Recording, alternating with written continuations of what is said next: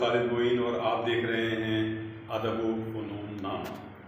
आज अदब व फ़नून नामे में हम बात करने जा रहे हैं मौसम बहार के वबाई मुशायरे।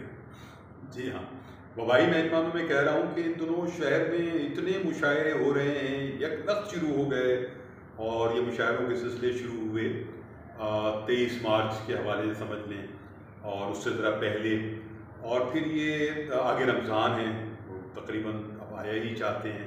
तो उससे पहले मैं देखता हूँ कि आर्ट की एग्ज़िबिशंस और मुशायरे, और इतने मुशायरे हो रहे हैं कि मैं तो एक मुशायरे में जब पहुँचा तो मुझे याद आया कि मैं उसी जगह, उसी बिल्डिंग में एक और मुशायरे में भी मदऊ था, और मैंने जब निकल के देखा तो मालूम हुआ कि बैनर लगा हुआ था और कुछ लोग टहल रहे थे बेचैनी के साथ, इज़्तिराब के साथ, और उन्होंने बताया कि साहब एक मुशायरा यहाँ हो रहा है एक जगह पर, ये ख़त्म हो तो फिर हमारा मुशायरा शुरू होगा।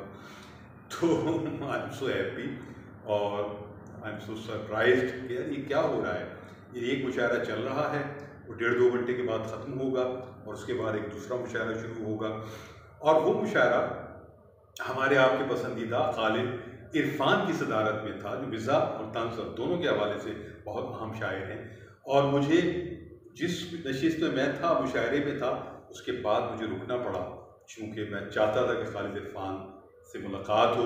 हमारे सीनियर हैं और अमेरिका में मुकीम रहे हैं, मुकीम हैं न्यूयॉर्क में, और मेरा ख़्याल है मैंने ये बात वहाँ की भी, और मैं सिर्फ उनके लिए रुका और मैं उनसे मिला। और फिर मेरी एक बुरी बात ये भी हुई कि मैं कलाम सुना कर चला आया, जो आमतौर पर नहीं करता। ये बदतहज़ीबी और बदअखलाक़ी है कि एक शायर अपना कलाम सुनाए और उसके बाद चला जाए। लेकिन खालिद इरफान जो हैं हमारे, वो समझदार हैं, समझ सकते हैं कि वो किन उलझनों में मैं था और घर पर रखना बहुत ज़रूरी था। तो मैंने वहाँ ये बात की कि इस वक्त अदब का जो अदब में तंज़ और मिज़ाह में जो मेयार जो हमारे असातिज़ा ने, जैसे लावर निगार ने कायम किया हुआ था, या अनवर मसूद ने इस वक्त भी कायम किया हुआ है, तो अतर शाह खान ने एक वक्त में कायम किया हुआ था, तो ऐसे बहुत इस वक्त कम लोग हैं। सईद आगा उनमें मैं समझता हूँ कि एक अहम आदमी हैं, लेकिन सईद आगा कुछ थोड़े से दायरे के मुशायरों में कम आ रहे हैं और कम कह रहे हैं। तो खालिद इरफान हमें एक ऐसे शायर नज़र आते हैं। बाकी जो शोरा हैं वो भी अच्छे हैं, लेकिन ज़्यादातर वो ऑडियंस के लिए, ऑडियंस को के अट्रैक्शन के लिए वो कलाम भी कहते हैं, पढ़ते भी हैं। कभी कभी उनका कलाम एक ख़ास मेयार का भी होता है और कभी कभी एक ख़ास मेयार से थोड़ा नीचे भी आ जाता है। चूँकि तंज़ और मिज़ाह जो है दो धारी तलवार की तरह है, और उसमें एक मेयार को कायम रखना बहुत नाजुक काम है, और उसको बहुत कम लोग कायम रख पाते हैं। खालिद इरफान उनमें से हमारे ऐसे शायर हैं जिन्होंने उस मेयार को बरकरार रखा हुआ है, और इस वक्त पूरी जो उर्दू दुनिया है उसमें वो अपने तंज़ और मिज़ाह के हवाले से बहुत एक नुमायाँ तरीन नाम जो है वो खालिद इरफान का, कई किताबें उनकी आ चुकी हैं और मुस्तकिल लिखते हैं। मुझे सबसे अच्छी बात है कि वो नज़्म की सूरत में लिखते तो गज़ल की फॉर्म में हैं, लेकिन मुस्तकिल मैं देखता हूँ कि सियासियात पर, समाजियात पर उनके यहाँ बलीग़ तंज़ के साथ चीज़ें आती रहती हैं, और फेसबुक पे ख़ास एक्टिव हैं और ख़ास पसंद भी किए जाते हैं। तो ये खुशी की बात है, मुशायरे बहुत हो रहे हैं, और मेरा ख़्याल है जिन लोगों को गिला होगा कि उनको मुशायरों में नहीं बुलाया जाता, वो भी इन दिनों खुश होंगे। जो बाहर के शोरा आए हुए हैं उसमें भी कुछ अच्छे शोरा हैं, बाकी तो ऐसे ही सूरत हाल है, लेकिन उनके भी मज़े आए हुए हैं। तकरीबात हो रही हैं, किसी के एजाज़ में हो रही हैं, कोई अपने एजाज़ में ख़ुद रख रहा है।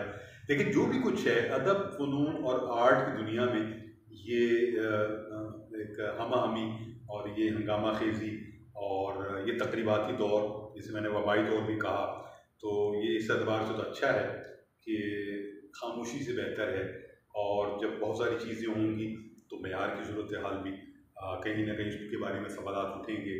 जैसे 2 मुशायरे हमारे यहाँ हुए, 23 मार्च 22 मार्च को हुए। मैं तो एक में मदऊ था, लेकिन वहाँ भी नहीं जा सका, और उसकी एक बुनियाद भी थी। और लेकिन ये है कि मुशायरे मिली जुली आरा मिली, उसके बारे में बहुत से लोगों की ख्वाहिश है कि मैं उसके बारे में बात करूँ, लेकिन मेरे ख्याल में जो भी कुछ हो रहा है उसे होने दें, और उसके बाद कहीं कोई ना कोई लोग तज्ज़िया ज़रूर करेंगे, मैं भी करूँगा और लोग भी करेंगे।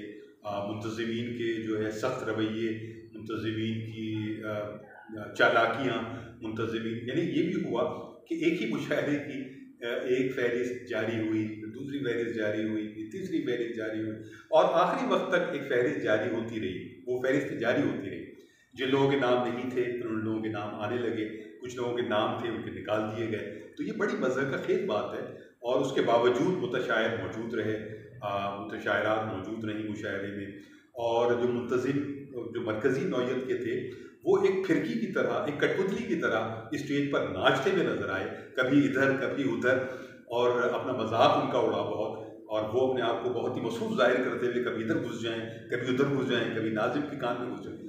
तो भाई ये ना करें आप, गुफ्तगू सीखें, कुछ किताबें पढ़ें, शेर को वज़न में पढ़ना सीखें, कुछ करीने सीखें अदब के, कुछ सीनियर्स की इज़्ज़त करना सीखें, कुछ जूनियर से रवाबित बढ़ाएं, कुछ हम असरों से आँख मिलाकर बात करना सीखें। इस तरह नहीं होगा। अगर आप इज़्ज़त बनाना चाहते हैं, अगर आप अहमियत बनाना चाहते हैं, तो आप यकीन जानें कि इन सारी चक्करबाजियों से, इन सारे करतबों से कुछ हासिल नहीं होगा। बेइज्जती होगी, गालियाँ पड़ेंगी आपको और आपका मजाक उड़ेगा। तो बस लेकिन उसके बावजूद मैं कहता हूँ कि जो भी कुछ हो रहा है अदब के नाम पर, चले अदब के नाम पर हो रहा है। आप सिंसियरिटी किसके पास है और कौन उसमें संजीदा है, ये चीज़ें आहिस्ता आहिस्ता तय होती रहेंगी। खालिद बिन को यहाँ इजाज़त दीजिए। अदब व फ़नून नामा ज़िंदाबाद, पाकिस्तान पाइंदाबाद। खुदा हाफिज़।